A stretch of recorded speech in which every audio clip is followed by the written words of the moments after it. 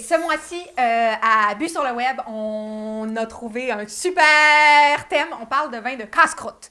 Des vins de casse-croûte, pourquoi pas, hein? Donc, casser la croûte, c'est quoi? C'est quoi, en fait, des vins de casse-croûte? Et déjà, c'est quoi un casse-croûte? Au Québec, pour nous, un casse-croûte, c'est en fait quand on fait de la route, puis on va en région, à la campagne, on s'arrête souvent pendant qu'on fait de la route ou juste avant d'arriver au lieu où on va, on s'arrête dans un petit resto, genre chez Claudette, la patate à Marco, la patate à Tigui, en tout cas, bref. Donc, un petit resto où on rentre, on se prend une frite, un hamburger, une poutine, un hot dog et souvent, on agrémente ça de Coke ou de 7-Up. Moyen. Moi, je me dis, pourquoi pas rincer ça avec un bon vin de casse-croûte. Bon, ça, c'est le casse-croûte à la québécoise, mais un casse-croûte, ça peut aussi être toute variation de sandwich, BLT, club sandwich, sandwich. Ça peut aussi être deux hot dogs sur la rue qu'on prend dans une super métropole. Ça peut être plein de choses, en fait. Le casse-croûte, ça peut être juste de la baguette, de la rillette, casser la croûte dehors en forêt. Donc, bref, tout ça pour dire que ce mois-ci, on va parler de tous les liquides qu'on peut boire sur ce type de bouffe. Et généralement, je me dis liquide léger, simple, buvable. Donc, pour commencer, pourquoi pas parler d'un vin de casse-croûte en Beaujolais, un Beaujolais. On parle de la cuvée Marilou de Guy Breton.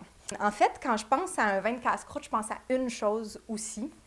Peut-être la première chose qui me vient à l'esprit, c'est l'idée de casser la croûte quand on fait les vendanges vers 10 h du matin dans les vignes. Et je me dis, pourquoi pas essayer ça et penser à si je faisais les vendanges avec Guy Breton, plus communément appelé Petit Max, dans les vignes, puis boire ça. OK, on goûte. Oh, mon Dieu, j'en parle, je suis essoufflée.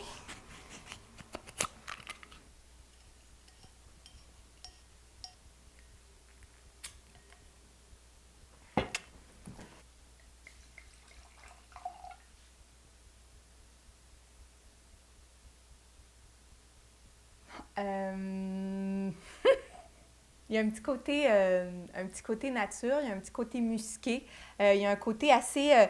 c'est assez profond, je trouve, comme nez. Ça m'étonne, en fait. Je m'attendais à quelque chose de vraiment fruit. Puis là, ici, on a quelque chose d'un petit peu plus profond. Ah, ça sent très, très bon. C'est vraiment... c'est assez complexe comme nez. C'est touchant, je trouve.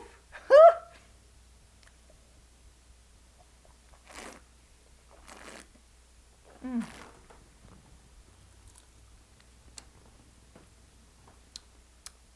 Wow, c'est vraiment bon, ça. C'est sa petite cuvée, hein? La cuvée Marilou, en fait, c'est une cuvée il a appelé après sa fille. Je pense que sa fille s'appelle Marilou. Et c'est sa cuvée d'entrée de gamme. Des fois, c'est vraiment pété, ça a du gaz, ça part un peu dans tous les sens. Là, dans ce cas-ci, c'est super droit, c'est rond, il y a une belle richesse, il y a un super fruit en bouche. Pourtant, au nez, je trouve qu'on est plus sur des épices, sur quelque chose d'un peu musqué. C'est vraiment très bon. Je m'imagine boire ça à 10 h le matin, soleil qui plombe, dans les vignes, en cassant la croûte. Wow! Vraiment, très, très belle image. Oui, c'est très bon. Cuvée Marilou de Guy Breton, plus communément appelé Petit Max, bu sur le web.